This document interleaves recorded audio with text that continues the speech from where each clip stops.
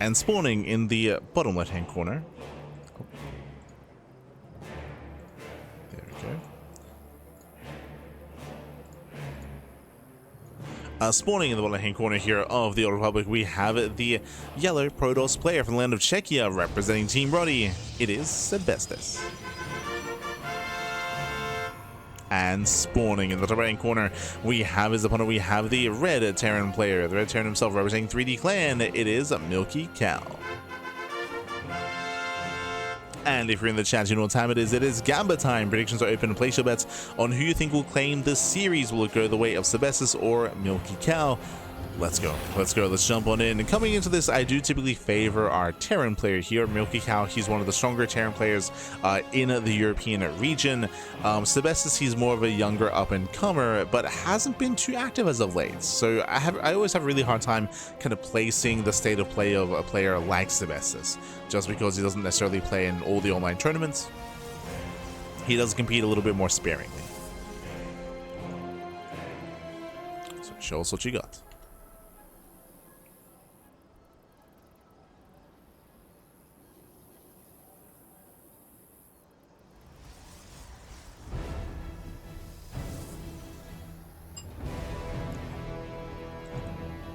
Let's go. Let's go. As our players are building up, we do have our own gate expanded to Cybercore out of Sebesdes, standard open out of our Protoss player. Likewise, Rax expand out of MilkiCow, going for a single gas start as well. So far, so good. So far, so good. We are settling in. From here, MilkiCow is often a very aggressive player. He's not really one to embrace a mid to late game. That's not really what he's built for. We expect aggression. We might even see mech. True. We have been seeing a bit of mech sprinkled in from players like MilkiCow, like Clem, like Cure, like some of the top Terran players, the Korean Terrans. So we'll see what MilkiCow embraces.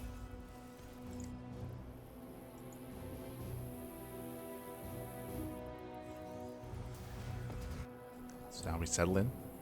Likewise, we do expect to see standard play out of Sebesdes, like Twilight Council into Blink, into 3-gate Blink Stalker. I know that Sebesdes, he's on Team Roddy, and they are known for their Stargate Phoenix play, and that is a viable option, especially on a larger map in TvP, but I don't know how much Sebesdes really embraces the memes of Team Roddy. Like, I don't know how often that is really the case, as it is Twilight Council, not Stargate.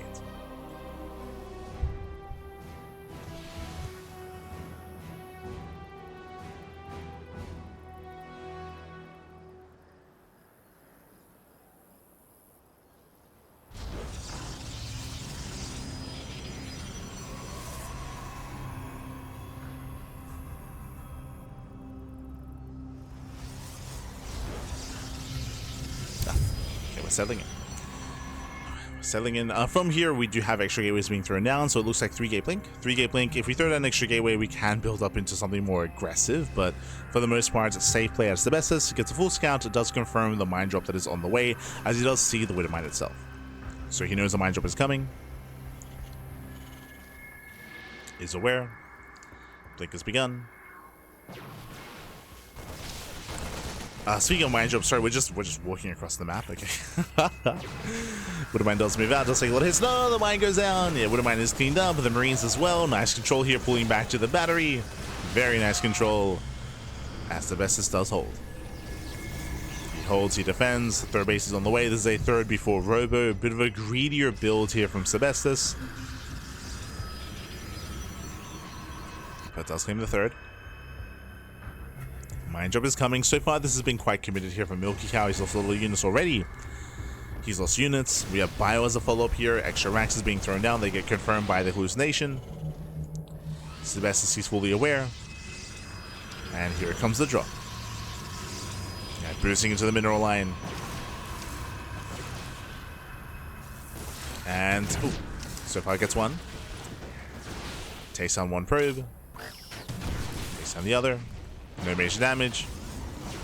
One of the Widow Mines will at least get away. But the pressure is on MilkiCow. So far, this opener, this initial early game has not been worth it. We do have +1 on the way here. We have the singular eBay into Stim and Combat Shields. This can turn into a 2-base all-in. Eyes are on MilkiCow. as all these upgrades are going to line up. Specifically, Stim, Combat Shields, and +1. They will all line up. Meanwhile, Sebesdes, being cheeky, it is very common in this kind of game state to go from Blink into Charge, into a Forge, into a higher gateway count. But here we can see Sebesdes being greedy. He's going for a Robo, into a Temple Archives, into Storm. This is a little bit greedier. At the same time, Blink says, no, he gets a Medevac. Yeah, Medevac goes down. Picks up a couple of SCVs. Nothing major, but nice pickups here, considering that Sebesdes has map control. The bunker is empty. We can rotate. Sebesdes could rotate. Not anymore. MilkiCow's in position. Gets 2 Marines. 3 Marines. Picks up a couple of SCVs as well. At the same time, Raven has into the main. Gets 1. Gets 2. Ooh, gets 3. Okay. 3 probes. Nice counter damage, late reaction by Sebesdes. Meanwhile, the Raven also scouts the early storm. MilkiCow knows. And MilkiCow, he cannot hit before storm.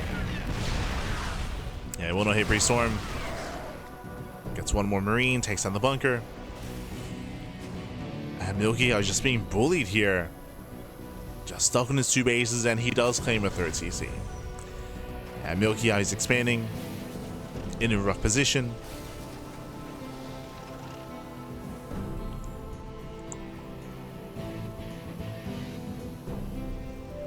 Now, all the Sebesdes needs to do is secure his 3-base economy, get a 4th expansion up and running, build up, macro up, and strike his opponents when he tries to expand. So I would suggest Sebesdes to just wait for MilkiCow to claim a 3rd. Wait for him to float over his CC to try to expand, get a 3rd base. When that happens, MilkiCow, he'll be forced to split up his army. He'll be forced to spread his army between his bases. He'll be more spread thin, he'll be more accessible, and then bam, you can strike the 3rd with Storm. But before that happens, we're actually going for a Storm drop. Okay. I don't think Sebesdes has enough to break the main army, but Storm has a lot of potential, and never mind, he can surround. Yeah, he can surround. He has plenty of Zealots, plenty of charges. Flanking Storm, oh my god, massive storms! The Marines, they just melt, every Marine goes down, insane storms! And with that, Sebesdes, he will just crush the army. Ay, ay, ay. Initially, I didn't think that Sebesdes had enough, but once I saw those reinforcing Zealots, yeah, we knew he did. We knew he did. More storms are coming in. SCV's gonna be going down.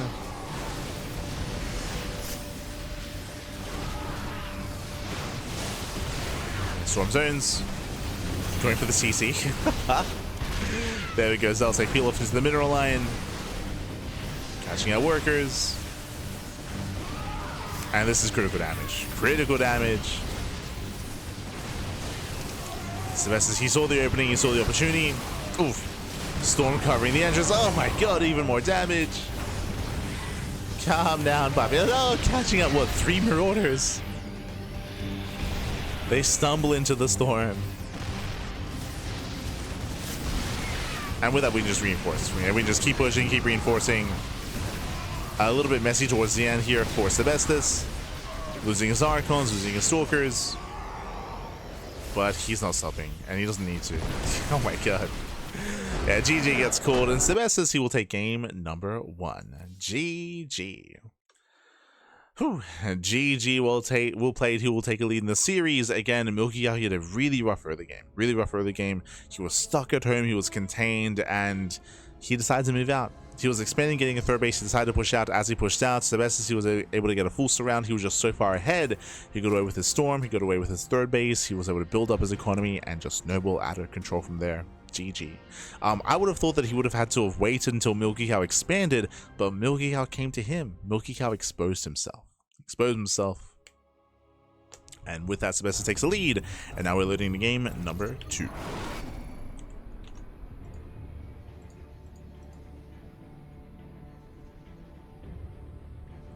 God damn it. Hold on, I gotta fix this up.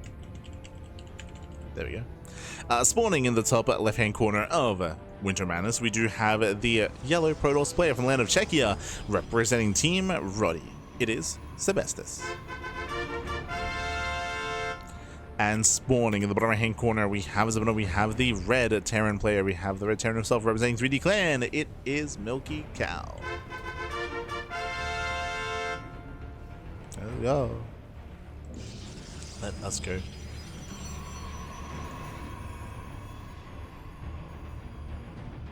So here we are going to be settling in.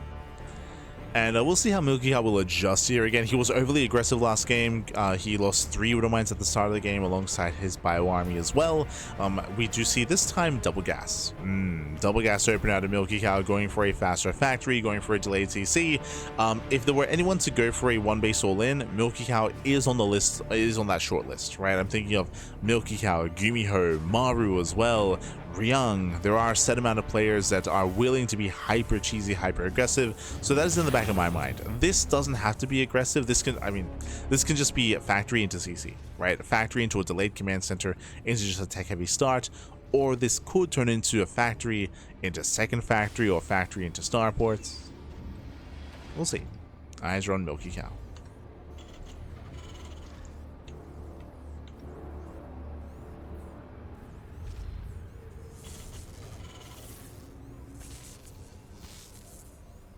On the cow.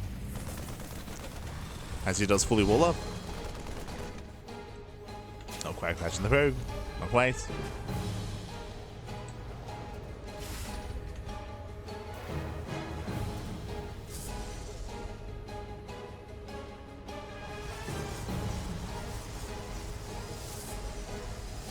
Here just probing, saturating, building up. MilkiCow, he will expand. As we're expecting the CC. There it is. On the low ground. So no crazy 1 base all in, but it does go for the faster factory and does open up Reactor Reaper Hellion. Okay, very aggressive start. The goal here is economic damage. The goal here is to try to break into one of the bases, whether it's the main base, whether it's the natural, rush into the mineral line and wreak havoc. We'll see if he can. Meanwhile, checking Sebesdes' vision, he did scout the faster factory, so he knows that this is a possibility. But so far the natural's open. Top in the chat. Not safe for Terran. No, baby, no. For game 1, look away, baby, look away. Not like this. Hellion pokes in. Pulls away. We have more Reapers, more Hellions reinforcing. I believe only 2 Hellions here. Only 2 Hellions from here switching into Mind Drop. Hallucination doesn't quite confirm. Does spot the Marines at least. Does recognize that there are no additional Reapers. Hellion Reaper does not get in. Did attempt a KDA charge. We do have 3-gate blink out of Sebesdes. Same build 2 games in a row. So far relatively safe. And from here we're looking for either an expansion or a robo. Should be the expand though. Otherwise, there would have been a robot by now.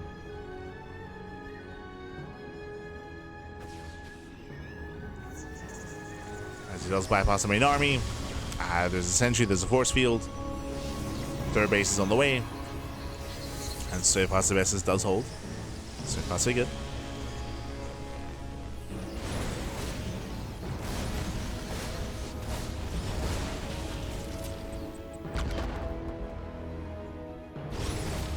Does hold, does defend.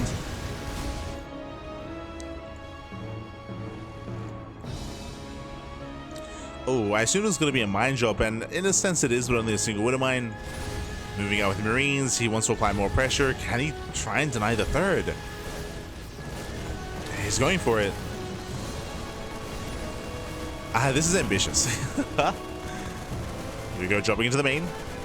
2 Hellions taking 2 shots. Taking 2-shot workers, the base taking a lot of damage.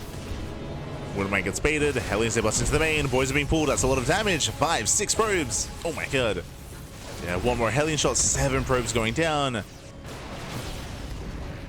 Here's a lot of damage, getting up to 9. 10? 11? Okay, Jesus. 10 probe kills, critical damage, a very strong start here from MilkiCow. What did he lose? He lost 2 Reapers, 2 Hellions, a mine, 7 Marines. It was a big trade. That was a lot of Marines going down. So that was a back and forth. No shot. The bunker isn't done. No bunker. Without a bunker, I had the naturals exposed. Killing SCVs, killing depots, tanks are trying to move in, but the tanks are likewise exposed as well. He drives on the tanks, he gets one. One tank goes down. Can he get the other? He can. Yeah, massive pickups.